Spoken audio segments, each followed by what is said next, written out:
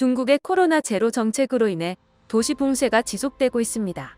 시진핑의 과욕으로 인해 봉쇄가 언제 풀릴지 모르는 상황인데요.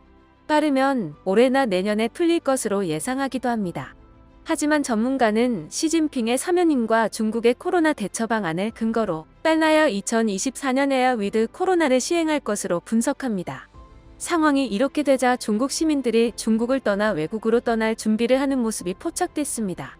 문제는 예상 이민자 수가 1만 3천 명에 달할 것으로 예상되어 전 세계가 난리 난 상태인데요.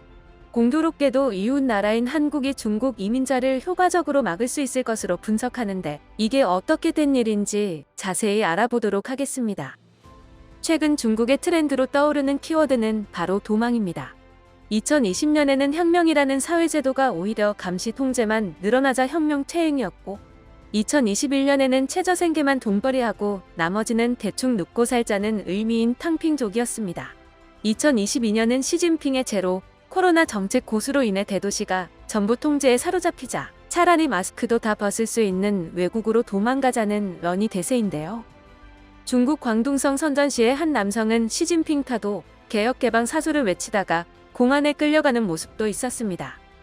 상황이 이렇게 되자 중국에는 답이 없다고 판단한 사람들이 대규모 이동을 준비하고 있었는데요.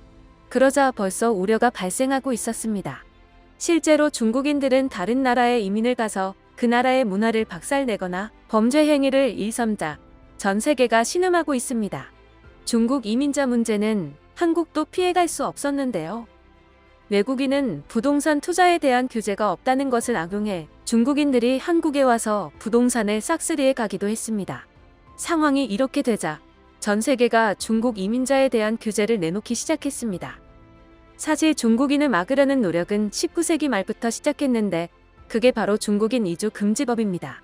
1882년 미국 의회가 통과시킨 법으로 효력 발생 이후 수십 년간 중국인 노동자의 입국을 금지한다는 내용을 담고 있습니다. 중국인 노동자의 이주를 금지한 미국, 역사상 자유이민에 대한 가장 무거운 규제였는데요. 중국인 이주금지법이 다시 부활할 전망입니다.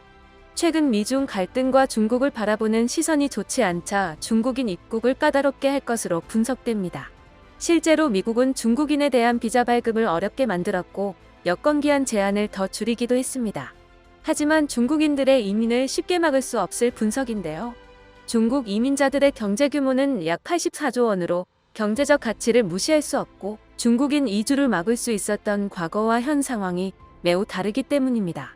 이렇게 전 세계가 중국 이민자 때문에 발을 동동 구르고 있는 와중에 한국이 중국 이민자를 막을 다크호스로 떠올랐습니다.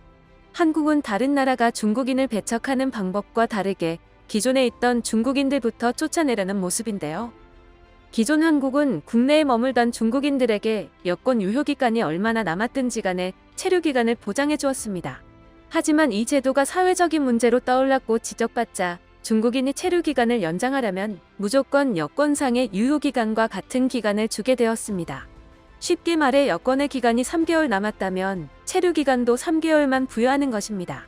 한국에 10년간 거주했던 중국인 왕모 씨는 여권의 유효기간을 체류기간과 동일시한다면 한국에서 오래 머물기 힘들 것이며 중국의 일 때문에 출국했다가 다시 한국에 들어오기 어려울 것이라며 울상지었는데요.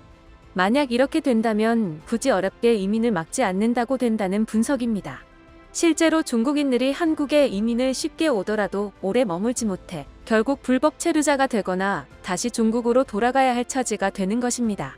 전 세계가 중국 이민자로 골머리를 앓는 것과 다르게 효과적인 방법으로 대비할 수 있었던 것에 박수를 보내며 영상 마치겠습니다.